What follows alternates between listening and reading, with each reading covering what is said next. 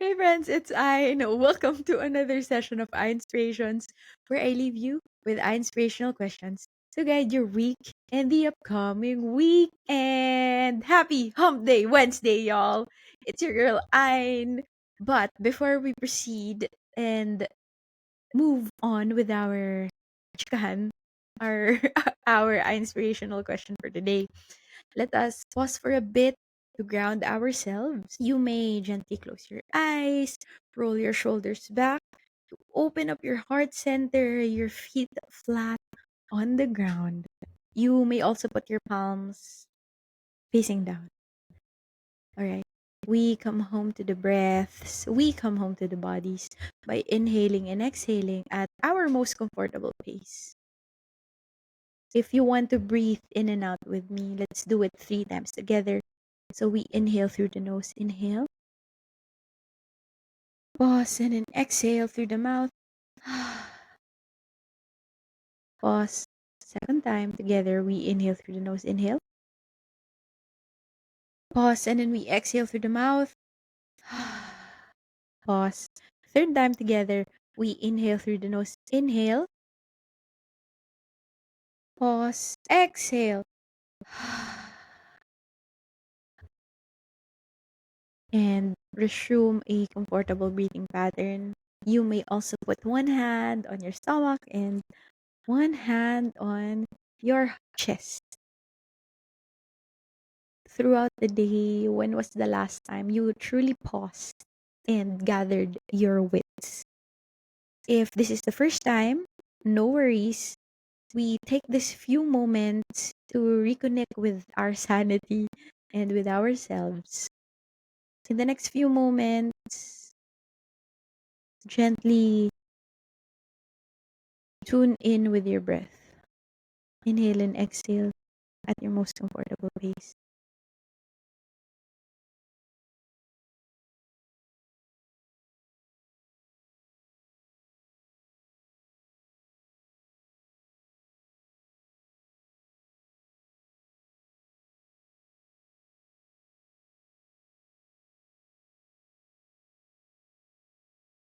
If it feels right, you may also recite the 5 Reiki precepts with me or quietly in your mind.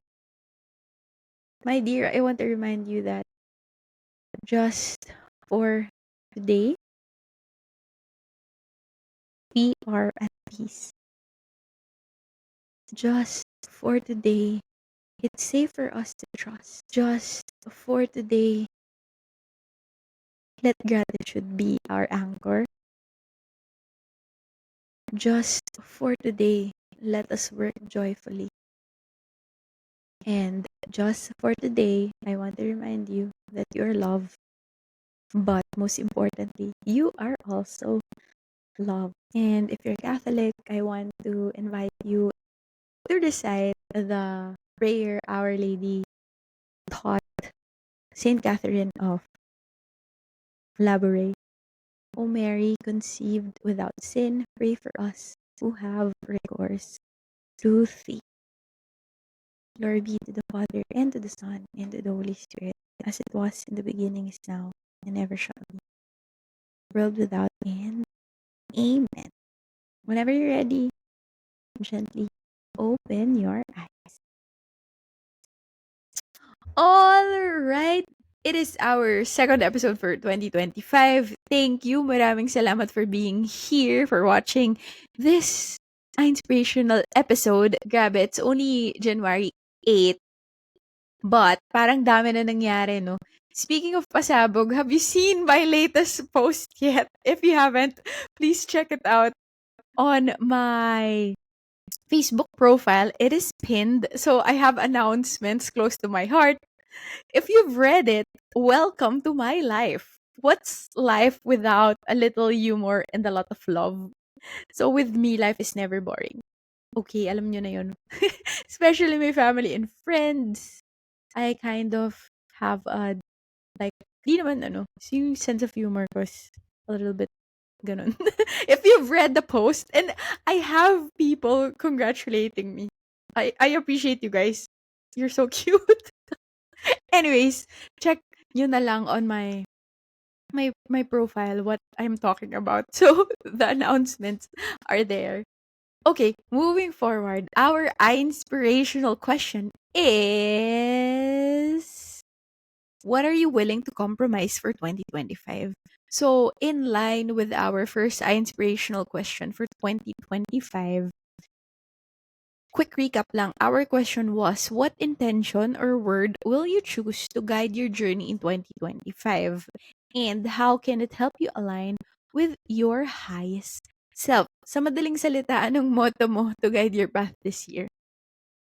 So, yun nga no, our inspirational question. What are you willing to compromise for 2025? Initially, I wanted to use the word sacrifice. However, the word compromise, to me lang ha, seemed a bit more mature and accountable. So, I went for the word compromise. So, ano daw mga pagbabago, what changes, commitments, sacrifices are you willing to partake in order for you to achieve your vision, your dreams, and goals for 2025?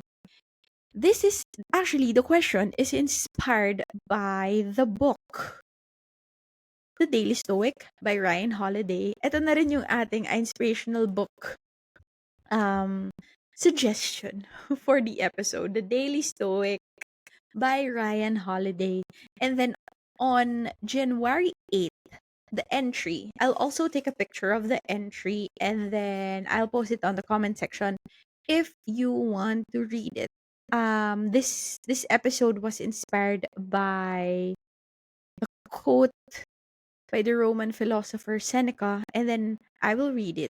January 8th, seeing our addictions, we must give up many things to which we are addicted, considering them to be good. Otherwise, courage will vanish, which should continually test itself. Greatness of soul will be lost, which can't stand out unless it disdains as petty what the mob regards as most desirable. And so when I was reading because there is a reflection by the author below. I won't read it, but I will share with you in this episode what my personal reflection is upon reading this January 8th page.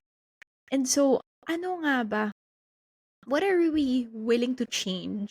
What are we willing to improve on? What are we willing to hone in order for us to be one step closer to our goals in 2025? If in our previous session or episode, I shared with you about the tools that can aid you to dream again, such as journaling, mood boards, or vision boards. In this episode, I want you to keep the fire burning. Because sometimes, when we list down our goals, eto na tong goals ko eh. And sometimes, we don't know where to begin. And I'm saying this not because ang taas ng tingin ko sa sarili ko, but because at times, I also struggle with that. And sometimes, di ba, when we relate with another person, we feel less lonely. And after wallowing in that loneliness, ang importanteng gawin natin is to move forward. Pick yourself up and move forward. Hindi ko naman sinasabi na walang challenges, walang pain, walang disappointments along the road. It's okay to feel those because it's part of the journey. But sometimes, no, we fail to enjoy the journey because nakatingin na lang tayo sa end goal. Paano mo ba ma-enjoy? May enjoy mo yung journey by being present in the moment 110%.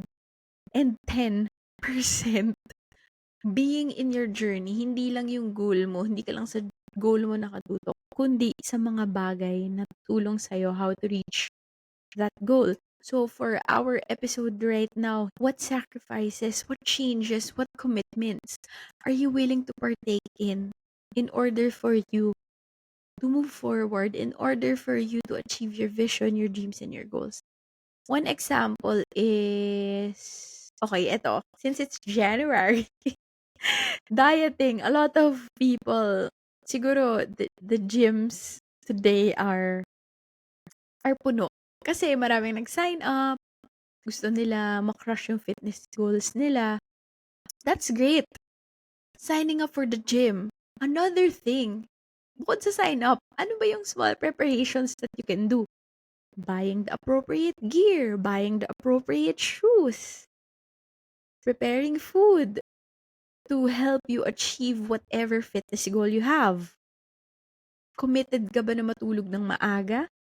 Kasi natutunan ko when I started my fitness journey, sleep and rest are also important, especially when you're doing strength training.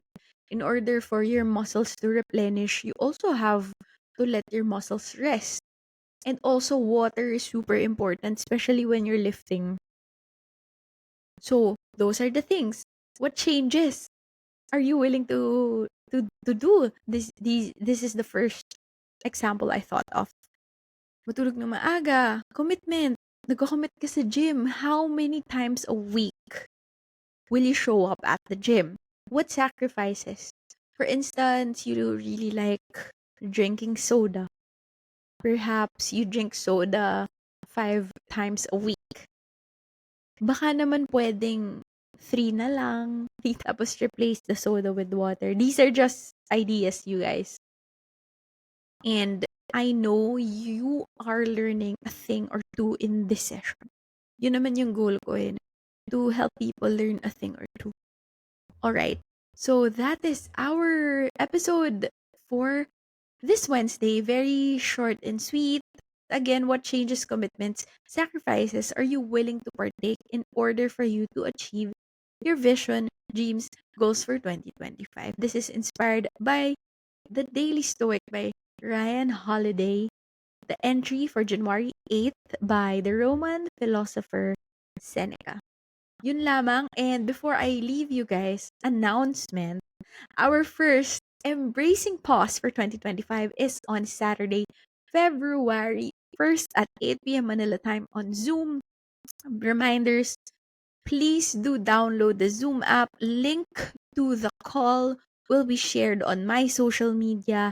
And then third reminder, keep an open heart and an open mind. Fourth reminder, you may also prepare a journal. This is optional para kung meron kayong thoughts, ideas, hindi nyo siya makakalimutan, you can write it down. And then fifth, siguro ensure that your device is fully charged. Yun lamang. See you next week for another episode of Inspirations. And may you achieve all the desires of your heart. Thank you. Bye.